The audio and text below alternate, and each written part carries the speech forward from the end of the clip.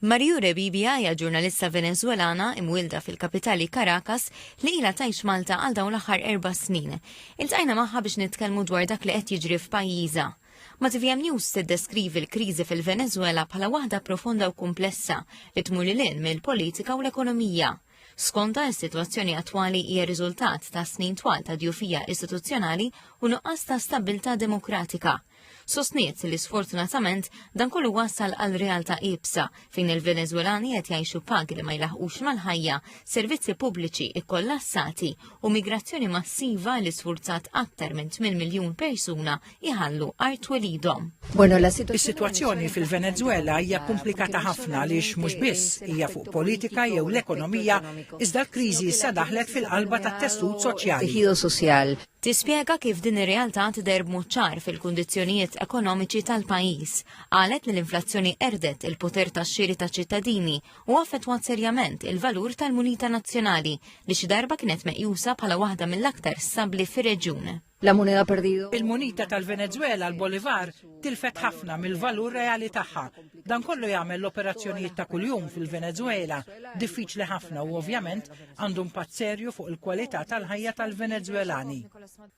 4 snin ilu Mariu ħasset li ma setgħetx tibqa' tagħmel xogħla kif xtaqet. Għaltilna li l-ġurnalisti f'pajjiżu ma ċenżurati u kemm uħud li saħansitra spiċċaw il-ħabs għaliex kitbu l-opinjoni tagħhom.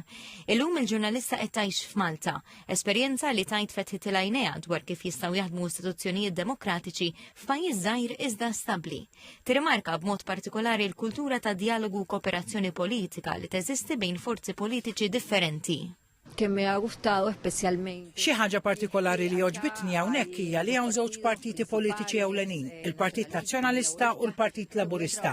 Iżda jistgħu jaħdmu flimkien u fil-fatt wettqu diversi inizjattivi flimkien għal benefiċċju tal-popolazzjoni b'mod ġenerali. Din l-esperjenza waslita biex tirrifletti fuq x'hemm bżonn jinbidel fil-Venezuela biex isir progress reali u sostenibbli.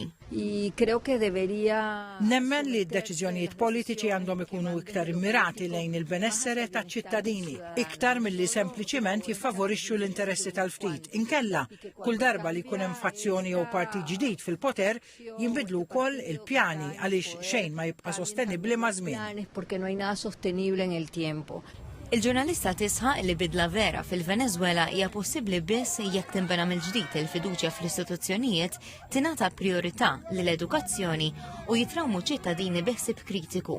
Mingħajr dawn il-pedamenti tajti ma jista' jinbena l-ebda futur stabbli.